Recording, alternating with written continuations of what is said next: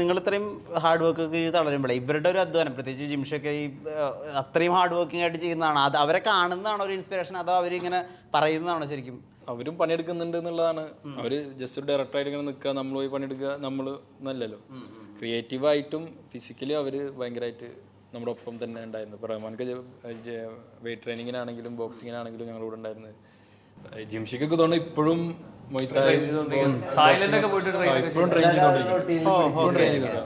പുള്ളിയായി ഇത് ഷൂട്ട് ചെയ്യാൻ വേണ്ടിയിട്ട് പുള്ളിയും റണ്ണിങ്ങും പരിപാടിയൊക്കെ ആയിട്ട് പുള്ളിയും ഫിസിക്കൽ. അപ്പോൾ അവരൊക്കെ അത്ര വർക്ക് ചെയ്യുന്നു. അവരൊക്കെ ഇങ്ങനെ ആ സെറ്റ് കാണുമ്പോൾ തന്നെ നമുക്ക് തോന്നും നമ്മളും അത്രയും കൊടുക്കണം, നമ്മൾ അത്ര സീരിയസ് ആയിട്ട് നിൽക്കണം. അവരെ തമാശ ടീം പരിപാടി ഇല്ലല്ലോ ആ ടീം. ബേബി ഇപ്പം പുറത്ത് ഈ സ്റ്റാർസ് ഒക്കെ ഉണ്ടല്ലോ, ഈ പെർഫോം ചെയ്യുന്ന പോപ്പ് സ്റ്റാർസ്, ഷാരൂഖ് ഖാൻ അല്ല, ഈ എമിനോ ഒക്കെ ഉണ്ടല്ലോ, അവരൊക്കെ ഭയങ്കര ഫിസിക്കൊക്കെ നന്നായി നോക്കുക. അവരുടെ ശരി വേണ്ട, ഹനുമാൻ ഖാൻ്റെ നന്നായി ഫിസിക്കൊക്കെ നോക്കുന്നുണ്ട്. അപ്പൊ അങ്ങനെ ഒരു നാച്ചുറലി പെർഫോം ചെയ്യുന്ന ആളെന്നുള്ള രീതിയിൽ ഈ സ്പോർട്സിലേക്കും വെയിറ്റ് ട്രെയിനിങ്ങിലേക്കും അങ്ങനെ ഉണ്ടായിരുന്നോ? അത്ലറ്റിക് പരിപാടി എപ്പോഴും പിടിച്ചു പോകണം എന്നുള്ളൊരു താല്പര്യം ഉള്ള ഒരാളായിരുന്നു. ഇനി കൊച്ചിക്ക് വന്നതിന് ശേഷം നമുക്ക് അറിയാമല്ലോ, പല ആൾക്കാരും പല രീതിക്കാണ് തിരിയുക. അപ്പോൾ ഒരു ആർട്ടിൻ്റെ സൈഡിലേക്ക് തിരിയുമ്പോൾ ഞാൻ കാണുന്ന ആൾക്കാരും ഞാൻ പണിയെടുക്കുന്ന ആൾക്കാരും ഒരു 90%, 95% ഈ ഒരു വർക്കൗട്ട് പരിപാടി പിടിക്കുന്നവരല്ല അല്ല ആർട്ട് സംബന്ധിച്ച് പോകുമ്പോൾ ഒരു 5% ആയിരിക്കും എപ്പോഴും ഉണ്ടാവുക. ആ ഒരു ഇതിൽ പെട്ടതാണ് ഏറ്റവും വലിയ ഭാഗ്യം ഈ പടത്തിൽ ജോയിൻ ചെയ്യാൻ പറ്റിയത്. കാരണം ഒരേപോലെ ചിന്തിക്കുന്ന കുറച്ച് ഒരേ പ്രായക്കാർ, അത് ഒരേ പ്രായക്കാരെന്ന് പറയുന്നത് ഞാൻ വയസ്സുകൊണ്ടല്ല മനസ്സുകൊണ്ടാണ്. ഇപ്പൊ നേരത്തെ പറഞ്ഞ പോലെ ഈ നമ്മുടെ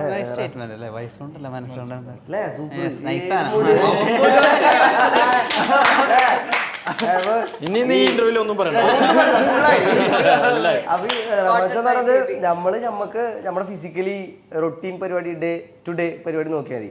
പക്ഷെ ഇതിന്റെ റമക്ക് വരക്ക് എന്ന് പറഞ്ഞാൽ ഓരോ ക്യാരക്ടേഴ്സിൽ കൂടെ ഡെയിലി 10 വട്ടം പോയിട്ട് കയറി ഇറങ്ങി വരികയാണ്.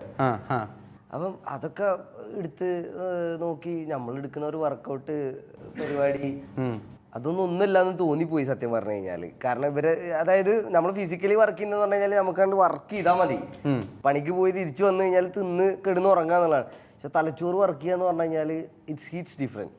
ആ ഒരു സാധനം ഉണ്ട്, അതിന് സമ്മതിച്ചു പോയി. അപ്പം ഞാൻ ഇപ്പൊ നിങ്ങൾ ചോദിച്ച കാര്യത്തിന്റെ ഒരു പരിപാടി അതൊന്നും ഒന്നുമില്ലാന്ന് തോന്നിപ്പോയൊരു പരിപാടിയാണ് ഈ സിനിമ എന്ന് പറഞ്ഞതും ക്രിയേറ്റീവ് സൈഡ് എന്ന് പറഞ്ഞത്. കുറച്ചുകൂടെ ഹെവി ഇൻസൈഡ് പരിപാടി. അത്രയും ഏരിയാസ് ഉണ്ടല്ലോ ഒരു ഡയറക്ടറെ സംബന്ധിച്ചിടത്തോളം, അവർ മേക്കേഴ്സിനെ സംബന്ധിച്ചിടത്തോളം. It's an army, he's like leading an army. പുള്ളൊരു കമാൻഡറിനെ പോലെയാണ്. കമാൻഡർ പോലെയല്ല, കമാൻഡർ ആണ്. അതാണ് മറ്റേത് എല്ലാത്തിനും ഓരോത്തിന്റെ ഒരു പരിപാടി ഉണ്ടല്ലോ. ഖാലിദ് റഹ്മാൻ ഒരു കമാൻഡറാണ്, അങ്ങനെ നമുക്ക് തമ്മിൽ കൊടുക്കാം. അതെ, ഖാലിദ് റഹ്മാൻ പറഞ്ഞത് എന്ത് ആദ്യ സിനിമയാണല്ലോ, ഐ മീൻ റിലീസാവുന്ന ആദ്യ സിനിമ, ഷൂട്ട് ചെയ്യുന്ന രണ്ടാമത്തെ സിനിമ. ഇവരുടെ ഒരു വെൽക്കമിങ് എങ്ങനെ ഉണ്ടായിരുന്നു സെറ്റിലേക്കും? ഇവരുടെ ഒരു ഊഷ്മളത, ഇവരുടെ ഒരു സ്നേഹപ്രകടനം ശരിക്കും പറഞ്ഞു കുറച്ചൊക്കെ ഇവിടെ കണ്ടിട്ടുണ്ട് ഞാൻ കണ്ടത്. എന്ന് വെച്ചാൽ അവര് ഒരു സ്ട്രേഞ്ചേഴ്സ് പോലെയല്ല. പിന്നെ അങ്ങ് ബഹിരാകാശത്തായിരുന്നു. അതന്നെ ഞാനായിരുന്നു, എനിക്കറിയില്ല, ഒറ്റയ്ക്ക് പൊടുത്താൻ പറ്റുന്നില്ല. പിന്നെ എന്റെ ചിറ്റപ്പനാണ്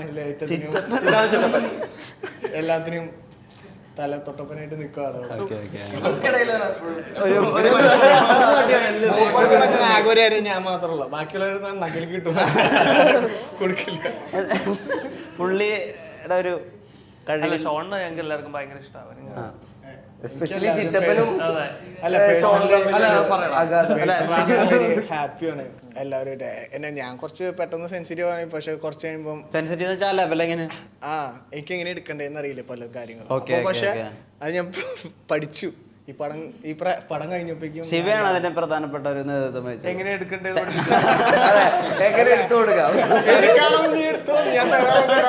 അതാണ് തല തൊട്ടപ്പെന്ന് പറയുന്നത്. ഫ്രാങ്കി അങ്ങോട്ടും ഇങ്ങോട്ടും കളിയാക്കിയിട്ടൊക്കെ നമ്മളൊരു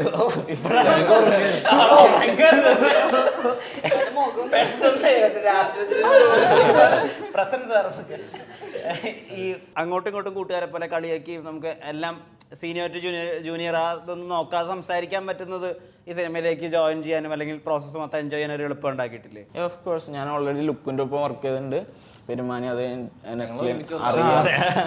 അങ്ങനെ ഇപ്പോൾ ഇവിടെ വന്നിട്ടായാലും എല്ലാവരും നമ്മ ഈ 6 മാസം ഉണ്ടായിരുന്നല്ലോ, അതിൽ തന്നെ എല്ലാവരുമായിട്ട് ജെല്ലായി ഓക്കെ കണക്റ്റാണ്. കുറച്ചും കൂടി ഫ്രീ ആയിരുന്നു, അതുകൊണ്ട് തന്നെ കുറച്ചും കൂടി ബെറ്റർ ആയിരുന്നു. ഈ പറയുന്ന റഹ്മാനക്കായാലും കോഴ്സ് നമുക്കൊരു ഫ്രീഡം തരുന്നുണ്ട്.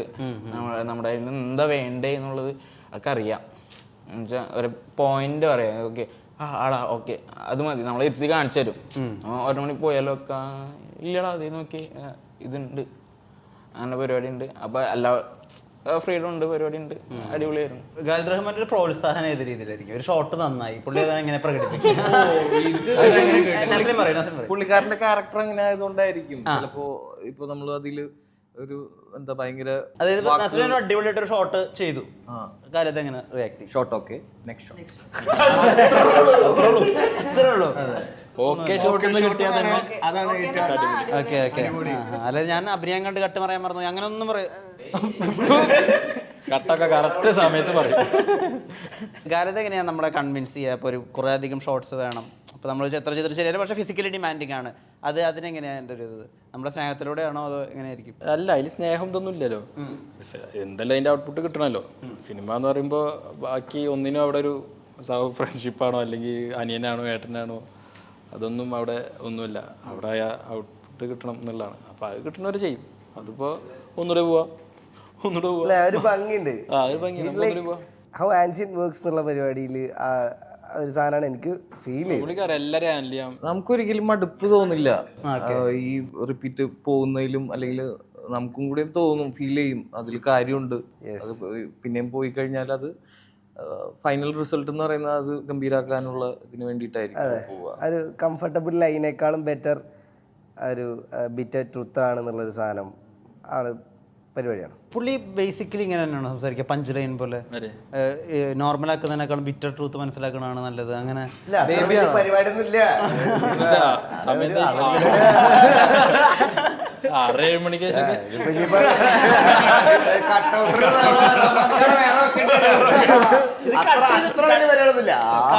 ഇൻസ്റ്റാഗ്രാമിൽ ഷോർട്സ് ആക്കി ഇടാം.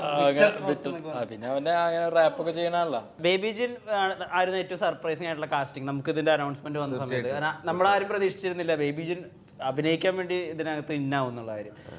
അപ്പം നിങ്ങൾക്ക് ഇത് എങ്ങനെയായിരുന്നു അതിന്റെ ഇൻഫർമേഷൻ വന്നത് മനസ്സിലായത്? അല്ല, എനിക്ക് ഭയങ്കര എക്സൈറ്റിംഗ് ആയിരുന്നു. എന്താന്ന് വെച്ച് കഴിഞ്ഞാൽ പിന്നെ ഫോളോ ചെയ്യുന്ന ഒരാൾ തന്നെ പടത്തിന് മുമ്പും പരിചയപ്പെടുന്നതിന് മുമ്പ് തന്നെ ഞാൻ അവനെ ഫോളോ ചെയ്യുന്നുണ്ട്. അപ്പൊ പടത്തിലെ ക്യാരക്ടർ ആണെങ്കിൽ ഞാനും അവനും കസിൻസാ. ഷൂട്ടിന്റെ തലേ ദിവസം ഞാൻ കാണുന്നത് പൂജക്കാണ് ഞാൻ കാണുന്നത്. എനിക്ക് ആ ഒരുപാട് സമയം കിട്ടിയപ്പോ സിങ്ക് ആവാൻ. പിന്നെ പക്ഷെ എനിക്കിപ്പോഴും ഫീൽ ചെയ്യുന്നത് ഈ കസിനെ പോലെ തന്നെയാ. കസിൻ അല്ല, എനിക്കിപ്പോഴും ഈ ഒരു ജേർണിയിൽ അവനും കൂടെ ഉണ്ടായിരുന്ന പോലെ തന്നെ എനിക്കിപ്പോഴും ഫീൽ ചെയ്യുന്നത്. ഇപ്പൊ ഈ ട്രെയിനിങ് പരിപാടി അല്ലെങ്കിൽ കുറച്ച് മുമ്പേ തുടങ്ങിയെന്ന് പറഞ്ഞല്ലോ, 6 months ജേർണി. അല്ലെങ്കിൽ എനിക്ക് കുറെ മുമ്പ് അറിയുന്ന ഒരാളെ പോലെ തന്നെ ഇപ്പൊ എനിക്ക് ബേബി. പടത്തിനകത്തെ നമ്മൾ ട്രെയിലറിലൊക്കെ പറയുന്ന സമയത്ത് ഡീജ അവനെ ഇടിച്ചിട്ടോ അങ്ങനെയൊക്കെ പറയുന്ന കുറച്ച് ഡയലോഗ്സ് ഒക്കെ നമ്മൾ കണ്ടു. ഭയങ്കര ഡീജനെ ഭയങ്കര വിശ്വാസമൊക്കെ ഉള്ള പോലെ. അപ്പൊ ശരിക്കും ട്രെയിലർ കണ്ടല്ലേ? കുറച്ച് ട്രെയിലർ കഴിഞ്ഞിട്ടായിരിക്കും ഈ ഡീജന് അത്രയും വിശ്വാസം എന്ന് പറഞ്ഞാൽ ഇപ്പൊ ബാഹുബലി നിൽക്കുന്നു കട്ടപ്പ പോലെ, അങ്ങനെയാണോ ഡീജ ശരിക്കും ജോജോന്? അങ്ങനെയാണോ? ജോജോന്റെ ക്യാരക്ടർ ഡിപ്പെൻഡ് ചെയ്യുന്നതല്ല, കായികമായിട്ടുള്ള ആവശ്യങ്ങളൊക്കെ ഡിപ്പെൻഡ് ചെയ്യുന്ന പുള്ളിയാണോ? അല്ല, ഒരു ജോജോ എന്താ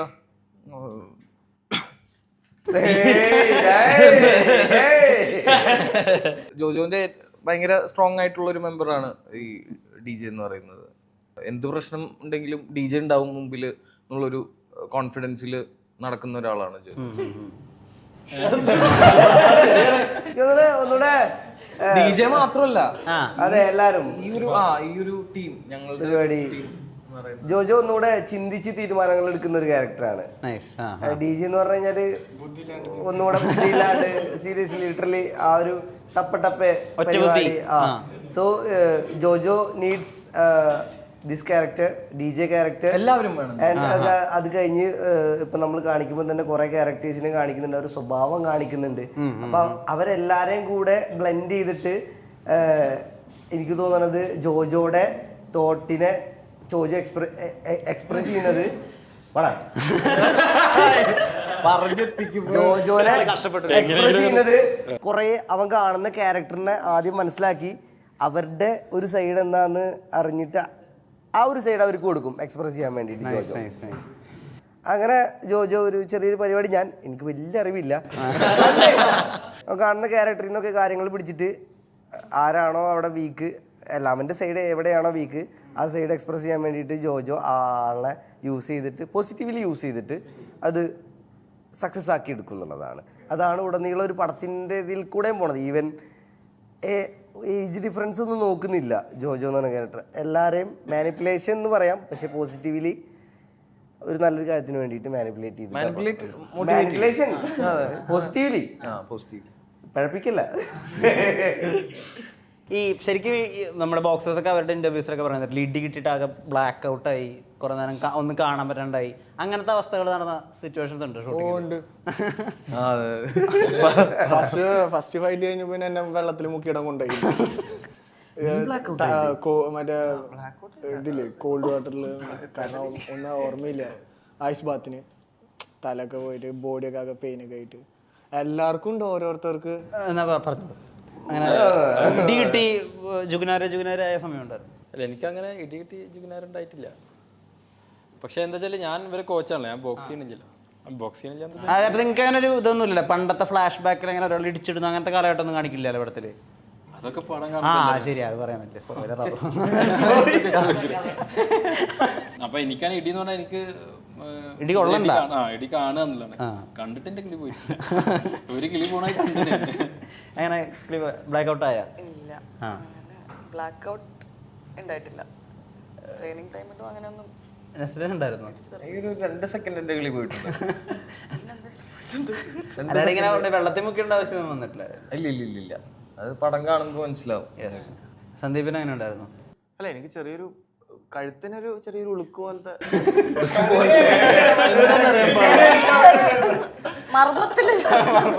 വെള്ളത്തിലിഷ്ടമൊന്നുമില്ല, മറന്നുപോയി.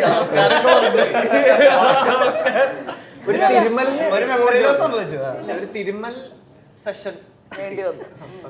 എല്ലാവരുടെയും തലച്ചോറൊന്ന് റീബൂട്ടായി. അങ്ങനെ ഉണ്ടായിരുന്നോ? ശരിക്കുണ്ടായിരുന്നു? ഇല്ല, എനിക്ക് ബ്ലാക്ക് ഔട്ട് ഇല്ല.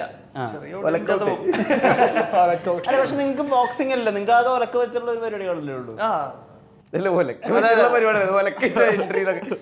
അങ്ങനല്ല പരിപാടി ഒലക്കാന്ന് പറഞ്ഞാൽ അതൊക്കെ ഒരു പകുതി കഴിഞ്ഞിട്ടൊക്കെ വരുന്നല്ലേ. ഫ്രാങ്കോൻ ഉണ്ടായിരുന്നു അങ്ങനെ? സൺറൈസിലായിരുന്നു എന്റെ ഫൈറ്റ് നടക്കുന്നത്.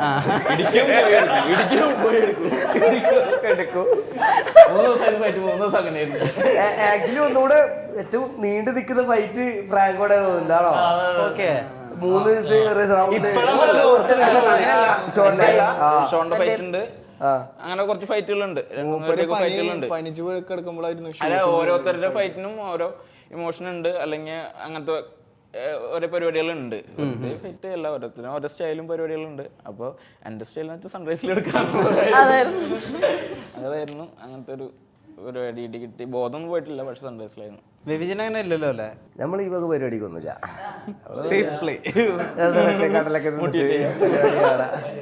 പക്ഷേ ഏറ്റവും കൂടുതൽ ചവിട്ടും കുത്തൊക്കെ കിട്ടണതിന്റെ പിടുക്കേ അതെന്താ ഇങ്ങനെ ഇപ്പൊ പടം അങ്ങനെയല്ല. അങ്ങനെ? Okay, spoilers. ഓക്കെ.